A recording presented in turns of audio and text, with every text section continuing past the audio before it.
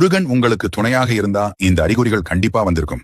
முருகர் உங்களுக்கு துணையாக இருக்கிறார் என்றால் முதலில் அவரின் ஞாபகம் வந்து கொண்டே இருக்கும்.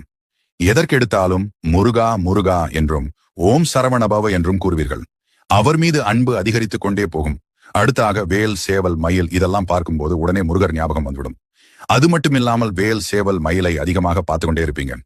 முருகனுக்கு உரிய சிறப்பான நாள் வருகிறது என்றால், அந்த நாளை நீங்கள் ஏதோ ஒரு காரணத்தினால் மறந்துவிட்டீர்கள் என்றால், அன்றைய தினம் உங்கள் மனதிலும் கண்களிலும் முருகனின் உருவப்படமோ முருகர் சம்பந்தப்பட்ட பொருட்களோ உங்க முன்னாடி வந்து ஞாபகப்படுத்தும். இது மாதிரி உங்களுக்கு நடந்திருக்கப்ப போய் காலண்டர் பாத்தீங்கன்னா அன்னைக்கு முருகருக்கு உகந்த நாளாக தான் இருக்கும். விசாக நட்சத்திரம், கிருத்திகை, செவ்வாய்க்கிழமை, சஷ்டி இது மாதிரி ஏதோ ஒரு நாளாக இருக்கும். நீங்க ஒரு கஷ்டத்துல இருக்கும்போது உங்களுக்கு உதவி செய்ய ஒருத்தவங்க வருவாங்க.